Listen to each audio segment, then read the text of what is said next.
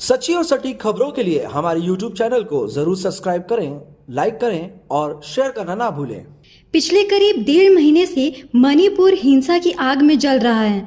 दो समुदाय के बीच शुरू हुए इस हिंसा की चिंगारी अब तक नहीं बुझ पाई है, जिसके चलते राज्य में सैकड़ों की संख्या में सुरक्षा बल तैनात हैं। इस हिंसा में अब तक 100 से भी ज्यादा लोग मारे जा चुके हैं, वही हजारों लोगों को विस्थापित किया गया है। अब मणिपुर में हुआ हिंसा को लेकर एक और दावा सामने आया है, जिसमें कहा गया है कि इस हिंसा में चर्च को टारगेट किया गया है। Indigenous tribal leader forum ITLF ने दावा किया है कि मणिपुर में हिंसा के दौरान 275 चर्च को जलाकर राख कर दिया गया है।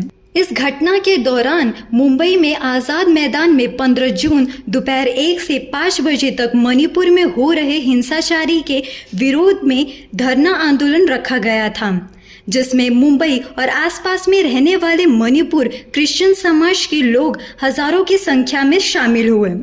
वह सरकार से निवेदन किया जल्द से जल्द मणिपुर में शांति स्थापित की जाए।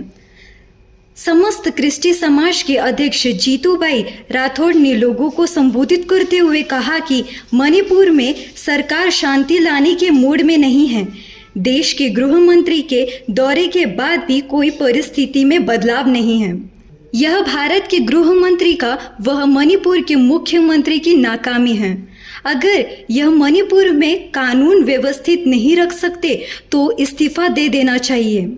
अंदाजन 250 से अधिक चर्च जलाए जा चुके हैं। कई स्कूलों को जलाया गया है। 50,000 से अधिक लोग घर को छोड़ के छुप छुप के रह रहे हैं। 4,500 से अधिक घर तोड़े जा चुके हैं। महिला, छोटी बच्चियां भी सुरक्षित नहीं हैं।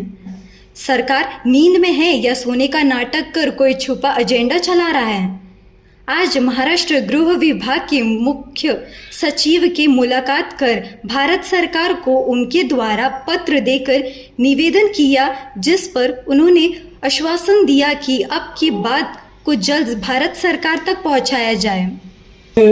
जो सिचुएशन मणिपुर के अंदर है, उस सिचुएशन को आप सभी जानते हैं।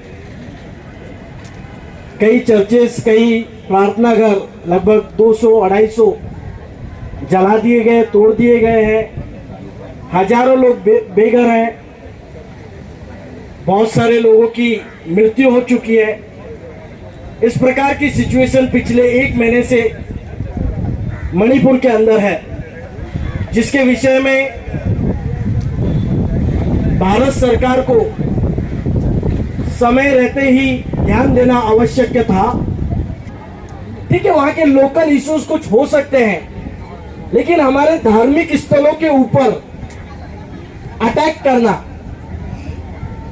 धार्मिक लोगों को मारपीट करना,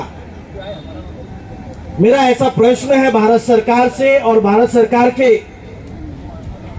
गृह विभाग से, क्या ये जो वहां का लोकल इश्यू है उसके पीछे छुपा हुआ एजेंडा आप अल्पसंख्यकों को परेशान करने का तो नहीं चला रहे हैं?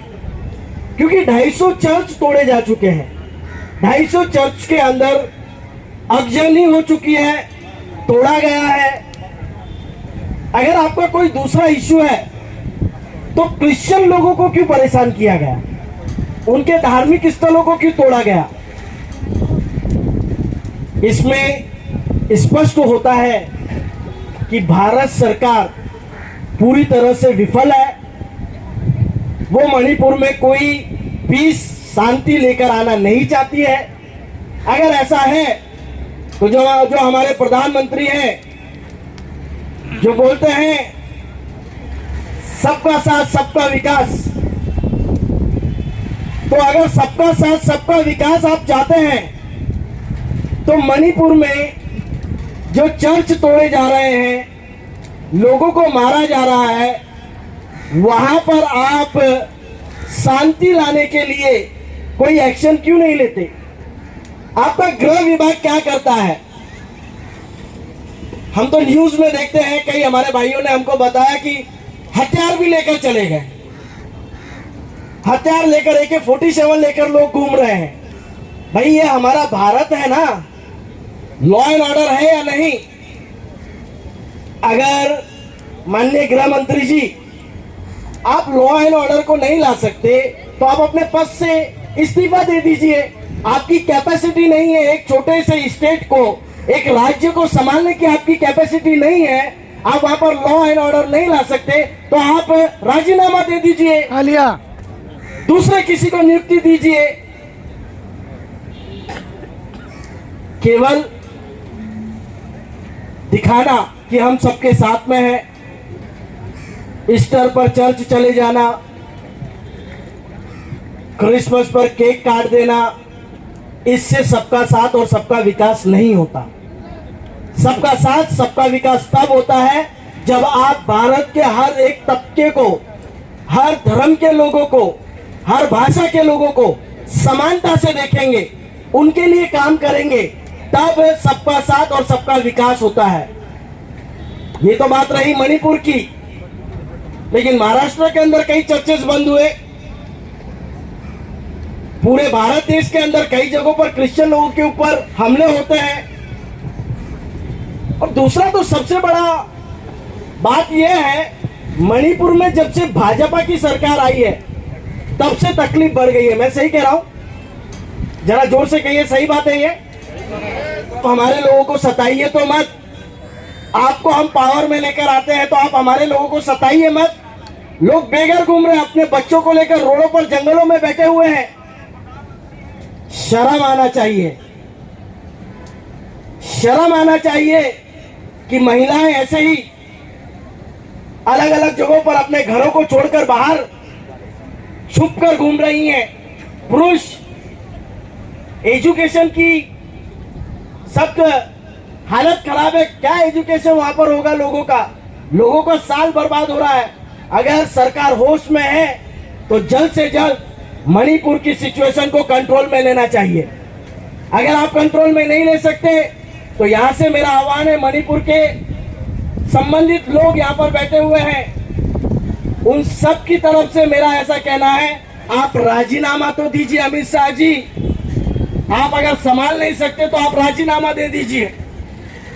अभी यहां अमित शाह जी के पास में हम जरूर भेजेंगे और उनसे हमारी तरफ से भी रिक्वेस्ट करेंगे कि वहां की सिचुएशन को जल्द से जल्द कंट्रोल में लाया जाए।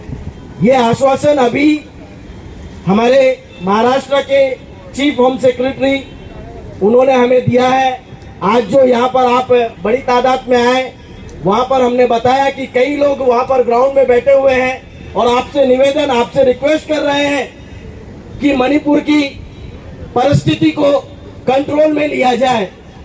और यहाँ से हमें महाराष्ट्र सरकार ने आश्वासित किया है कि जल्द से जल्द हमारे तरफ से भी हम वहां पर पत्र भेजकर उस कंट्रोल को, उस सिचुएशन को कंट्रोल करने के लिए कहा जाएगा।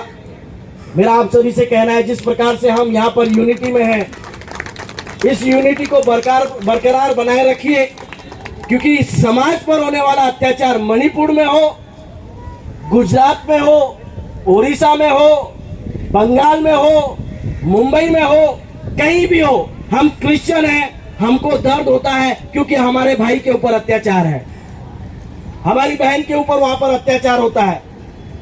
मणिपुर के मुख्यमंत्री नालायक मुख्यमंत्री है, एक नंबर का। जो मुख्यमंत्री अपने राज्य को नहीं संभाल सकता वो नालायक मुख्यमंत्री होता है।